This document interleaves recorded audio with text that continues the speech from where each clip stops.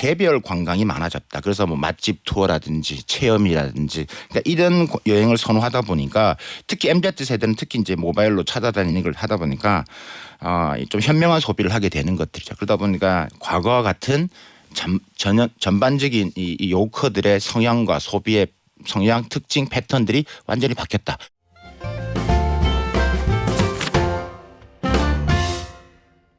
유커가 돌아오기는 했는데 유커가 좀 변심했습니다. 옛날처럼 큰 손 아니고요. 이제는 글로벌 MZ는 돈 쓰는 방식이 다 비슷하구나. 체험이 중요하고 큰 돈 쓰지 않는구나. 이게 매출로도 확인이 됩니다. 중국이 살아나면 우리도 살아날 거야. 이렇게 기대하던 시대는 좀 지나가는 것 같은데요. 중국의 애국 소비가 글로벌 소비 시장에 미치는 영향까지 또한 시진핑 주석이 금융정책을 챙기는 요 모습까지 어떻게 해석하면 좋을지 용인대 중국학과의 박승찬 교수에게 들어보겠습니다. 안녕하세요. 반갑습니다. 교수님 5월에 상하이 찍고 9월에 베이징 찍고 10월에도 중국 순회 공부를 하고 오셨어요. 공연이 아니라.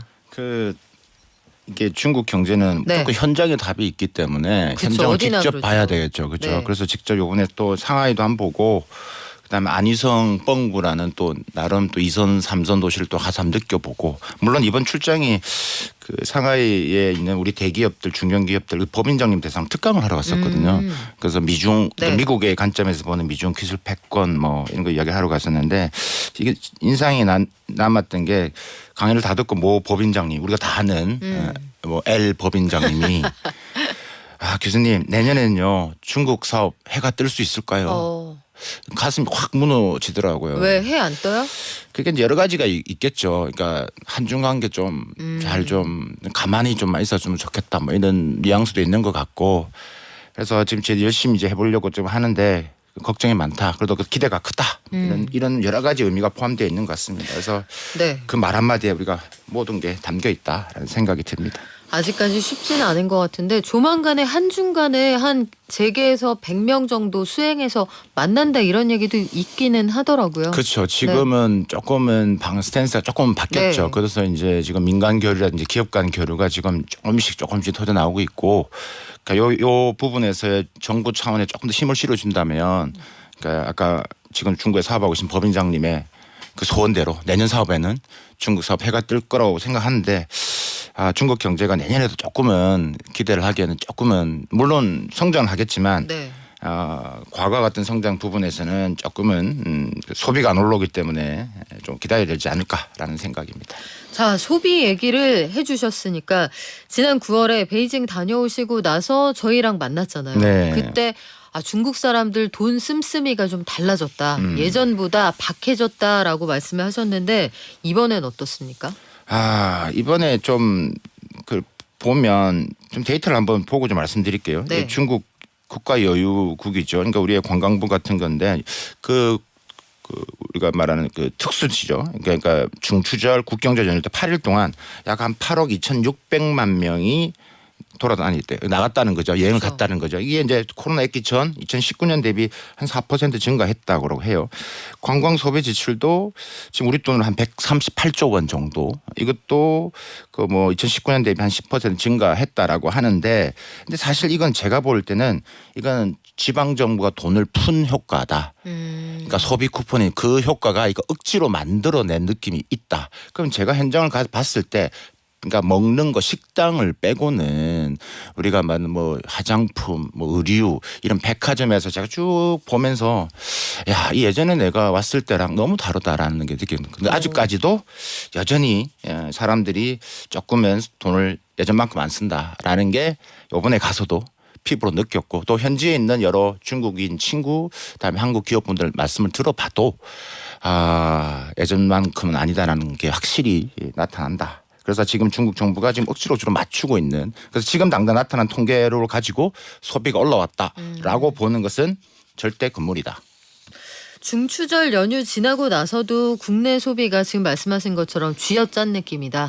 이게 자연스럽지 않고 확 올라간 느낌이 없었다. 그래서 우리도 지난 중추절 동안 사실은 유커 특수를 굉장히 기대를 했거든요. 네. 면세점이든 명동일대든 기대를 했을 텐데 이게 신통치가 않았어요. 특히 호텔 신라를 보니까 3분기 실적이 좀 살아나겠지 했는데 1년 사이에 71%가 줄었더라고요. 이게 지금 지난번에 제가 복귀를 해보면 중국 사람들이 돈이 없는 건 아니잖아요. 네. 근데 왜 돈을 안 쓰게 된 거예요? 그죠. 지난번 방송 때도 말씀을 드렸는데도, 그러니까 말씀드렸다시피 산불이 있다라고 말씀을 드렸죠. 그러니까 불신, 불안감, 불확실성이 여전히 존재하고 있고, 지금 말씀하셨다시피 지금 뭐 호텔 신라 같은 경우도 3분기이기 때문에 이제 9월까지이기 때문에 이제 국경절이 이제 10월까지 이제 보통 길게는 10월 10일까지도 가기 때문에, 그러니까 요건 통계가 안 들어간 거기 때문에 조금 그러니까 좀 더 회복됐을 거라 좀 보고요.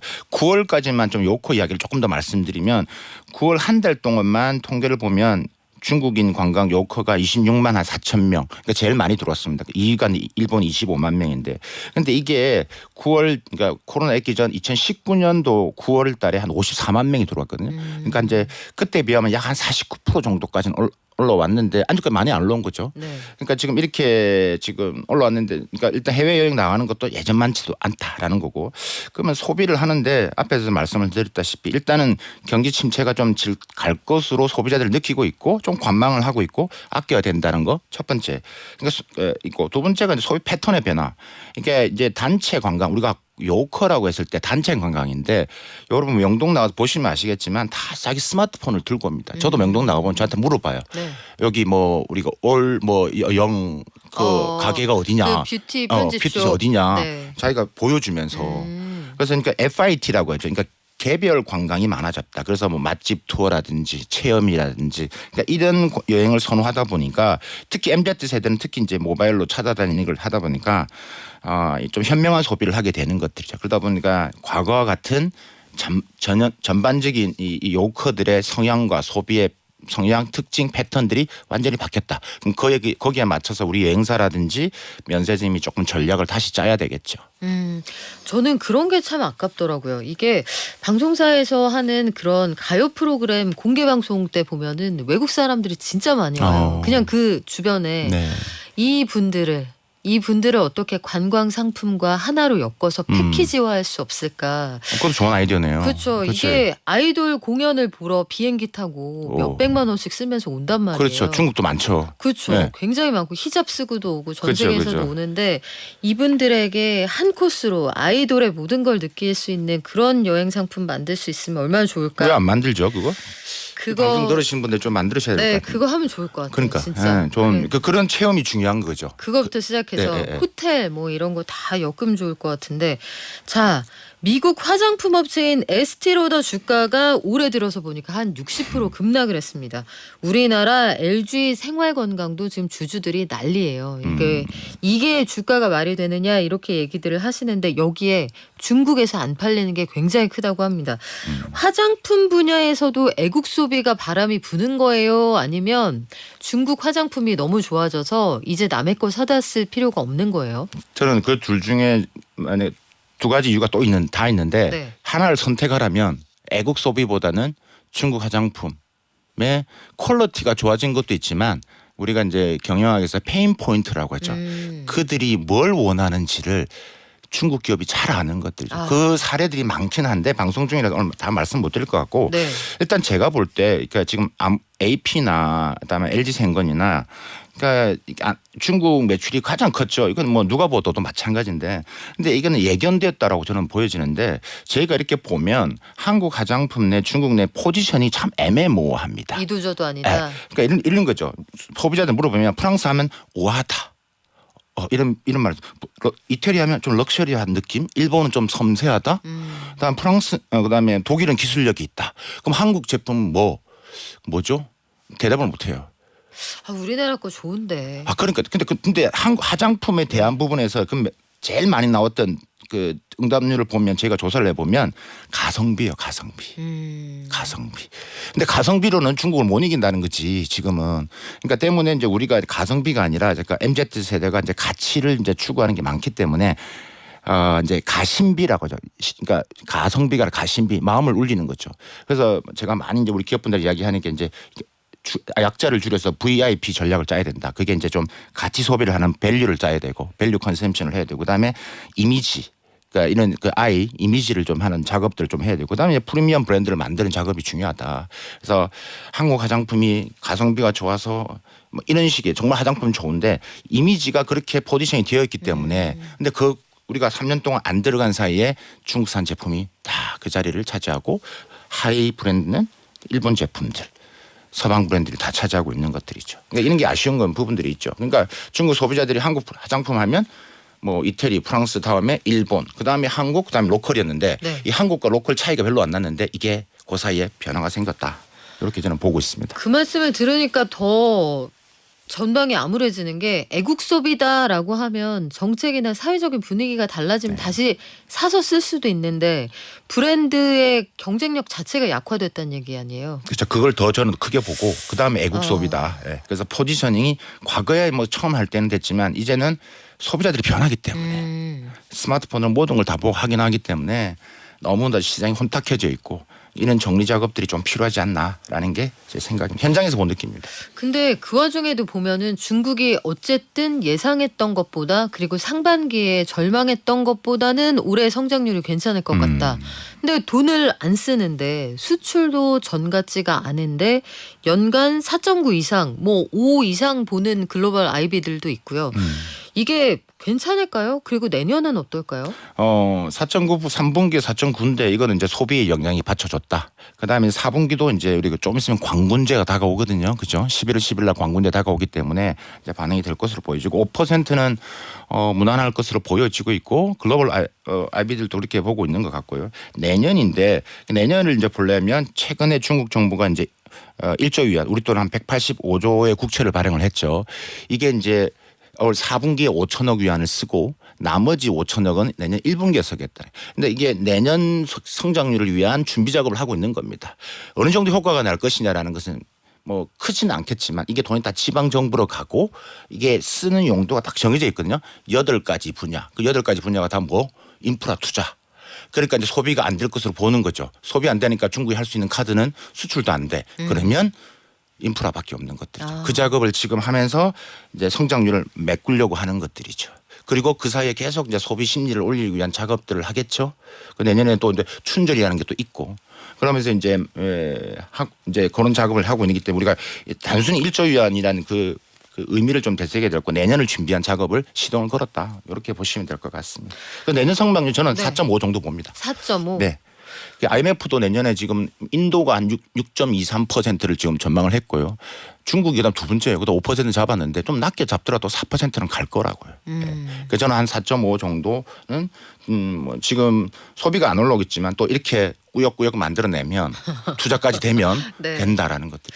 아니 그래서 지금 꾸역꾸역이라는 표현을 쓰셨는데 시진핑 주석이 6년 만에 중앙금융회의를 열면서 지방부처의 감독은 강화한다. 그러니까 지방정부 빚은 좀 줄여갈 건데 이거 그냥 둘 수는 없으니까 정부가 국채 발행해가지고 지방정부로 돈은 좀 내려보내면서 홍수나 그때 무너졌던 다리도 좀 세우고 지금 말씀하신 인프라 투자를 하겠다는 거예요. 근데 그건 그거대로 하는데 다른 한편에서는 부동산 개발업체 비구이 위한 이런 데는 그냥 놔둬버리잖아요. 그럼 부동산 개발업체들은 이 기회에 그냥 다 구조조정을 해버리겠다 이게 중국 정부의 생각입니까? 아, 그죠. 그것도 생각이 있습니다. 그거는 이제 좀 그 어느 정도 영향력에 따라서 그러니까 우리가 중국에 있는 디벨로퍼들 지방에 있는 디벨로퍼의 파산은 이미 2, 3년 전부터 계속 진행되고 있고 지금도 진행이 되고 있습니다. 근데 지금 비구안이나 헝다는 좀 달랐다. 제가 그전에도 말씀을 드렸던 네. 것 같은데 우리가 이번에 그 비규안이 이제 해외 채권 디폴트 이제 선언을 했잖아요. 그거 왜 했느냐라고 했을 때 일단은 비규안 입장에서 한 이유는 이럴 것 같아요. 제가 속내 봤을 때는 중국 정부 보고 이제 좀 봐라. 그러니까 지금 해외 디폴트는 그렇지만 더 큰 게 위안화 국내 디폴트야. 지금 비규안이요. 지금 전국 규모로 지금 하고 있는 아파트 짓는 게 총 한 3,100 정확하게 말씀드리면 3,103개가 지금 건설하고 있는 중입니다. 짓고 있는데 전국적으로 어마어마하죠. 3천만 3,103개. 3,103개 103개 아파트 단지를 짓고 있다. 단지가 그렇죠. 그러면 어마어마하죠. 네. 그런데 그걸 보시면 일선 도시가 3%밖에 안 돼요. 그러니까 베이징이나 상하이 이런 도시는 일선 도시란 게 해안가의 면에 아니죠. 있는 큰 일선 회사들, 도시라면 큰 도시들, 큰 도시들. 광저우, 상하이, 신천, 네. 베이징 이런 도시는 한 3%밖에 짓고 있는 게 없다라는 거. 이선 도시는 조금 작은 규모의 도시들. 그게 한 28% 정도. 그럼 나머지 69%는 전부 다 떨어지는 삼선 도시라는 이야기예요. 우리가 흔히들 시골은 아니지만 조금 그 위에 있는 도시고. 근데 거기는 지금 타격이 코로나 때 영향이 바로 맞은 곳이죠. 여기에 돈이 묶여 있기 때문에 이게 커진다. 이래 되면 이 시민들이 난리 난다. 그러니까 제가 비교하니 외금 디퍼트를 했느냐. 당신들이 정부가 도와줘야 된다. 시그널을 던진 거죠. 던진 거죠. 그러니까 야 지금 봐라. 지금 비교한 우리가 지금 해외 디폴트하니까 글로벌에서 이슈가 지금 중국 경제 뭐 부동산이 무너진다. 비교한이 무너지면 또 커진다. 네가 지금 나는 지금 공산당 말 잘 들었잖아. 내가 지난번 방송할 때 말씀드렸잖아요. 그때 비구이안과 헝다는 뭐가 다른지 알려주겠습니다 하고 가셨어요. 마지막에 네. 비교하는 말을 잘 들었던 착한 학생이었고. 아니 왜 모범생인데 안 도와줘요? 그렇죠. 그러니까 네. 그죠. 네. 그런데 일단 첫 번째 비교안이 그러한 목적은 그런 시그널이 있었을 것이다. 삐뚤어질 테야. 좀 빨리 하지 않으면 안 된다라는 시그널을 보내는 거죠. 그러니까 지금 그러면 중국 정부가 아까 질문하실 때 왜 그럼 놔두었느냐라고 했을 때 그럼 이런 거 있습니다. 일단은 정부는 비교안이 일단은 재정적 여력이 있다고 봅니다. 일단은 총 자산이 한 300조 원 돼요. 우리 돈으로. 엄살 떨지 마라. 할 수는 있다라는 거예요. 그다음에 총 부채가 한 253조. 그러니까 좀 있죠. 근데 부족하지만 현금 보유액도 한 19조 정도 있고요. 은행 여신 한도가 지금 한 우리 돈으로 한 약 50조 원 정도 있습니다. 그다음에 이리저리 은행에서 뭐 할 수 있는 게 있다라는 것. 만약에 있는데 일단 네가 하는 자구책 보자. 그다음에 중국이 보통 이렇게 할 때 하는 방식이 있어요. 자, 일단 네가 하는 거 보고. 두 번째가 이제 거기에 관련된 지방정부라면 지금 1선, 2선, 3선도 제가 말씀드렸던 바로 타격이 몇 개냐. 만약에 이게 안 되면 지방정부도 무너진다는 거죠. 그렇죠. 그럼 지방정부도 같이 해결해야 되거든요. 그럼 지방정부도 안 될 경우 이제 중앙정부가 간접 개입을 합니다. 회생 작업을 위한. 뭐 한다는 거, 투자 건설 프로젝트를 좀 조기에 집행을 시켜서 유동성을 공급을 한다든가 이런 게 간접적이고 마지막에 안 될 경우는 공적 자금 투입해서 완전히 정부권으로 만드는 거죠. 네. 그러니까 이런 시나리오이기 때문에 그러니까 정부는 이걸 좀 지켜보고 판단을 하겠다. 그러니까 지금 그 달러 채권보다는 더 큰 게 위안화 채권이고 그거는 사회 혼란을 가져올 수 있다. 중국 정부는 제일 두려운 게 뭐예요? 혼란, 민심의 이반. 시위. 아유 더구나 지금 리커창 총리 지금 연결식 하고 있는 이런 상황이니까. 제일 그게 민감하고 네. 우리가 코로나 상황일 때 대학생들 하는 것도 그때도 그게 바로 푸는 것도 큰 영향을 미쳤거든요. 그러니까 그게 그런 부분이 있기 때문에 비교안도 잘 아는 것들이죠. 비구이 위안이 큰 그림을 그리고 중국 공산당하고 지금 내고를 하고 있는 거예요. 제가 볼 그러면? 때는 판단을 이렇게 속내를 분석을 해봤을 때 그렇게 저는 이렇게 보여집니다. 그러니까 비교한 입장의 측면과 중국 정부 입장을 제가 지금 말씀드렸습니다. 그렇게 이제 이해를 하시면 조금은 이제 이해가 되는 것들이죠. 우리 무너지게 뒀다가는 외국인 투자도 안 되고 중국 경제 큰일 났다고들 할 걸 요걸 가지고 지금 딜을 하고 있다는 얘기인데 외국인 투자가 안 그래도 좀 궁금한 게요. 그동안 보면은 여러 가지 규제도 있었고 차별도 있었고 이런 분위기로 흘러간 외국인 투자 추가로 들어갈까요?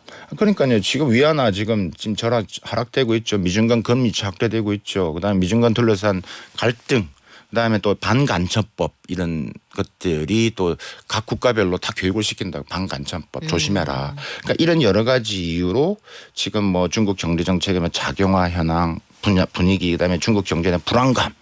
그러니까 이런 게 있다 보니까 지금 이제 투자를 좀 우려를 하죠. 근데 제가 볼 때는 그래도 돈을 버는 기업들은 중국에 돈을 많이 버는 기업들은 결국 미국과 일본 기업 같습니다. 그러니까 월가 자본들이 그래도 계속 지금 들어가면서 그러니까 남들이 안 들어갈 때 돈을 다 걷어들이고. 그러니까 제가 볼 때는 제가 그 전에 방송에서도 한번 했던 것 같은데 이 월가 자본과 공산당 자본과의 이 결탁이라는 게 매우 굳건하다, 매우 공고하다라고 말씀드릴 수 있을 것 같고 우리가 탈중국 이렇게 이야기해도 실제 탈중국 하는 기업만 이야기하지 또 들어가는 기업은 잘 이야기를 안 해요. 저희는 그러니까 실제 들어가는 업종이 달라진 거예요. 옛날 노동 지박행이 아니라 다른 업종별로 계속 많이 들어가고 있습니다. 선수가 교체된 거네요. 그렇죠. 네. 그래서 그러니까 보시다시피 전기차라든지 그다음에 팀쿡이라든지 애플 우리가 말하는 스타벅스 이런 줄줄이 지금 CEO들이 왜 가겠습니까? 결국 돈 있는 데는 가게 돼 있거든요. 그러니까 지금 이것을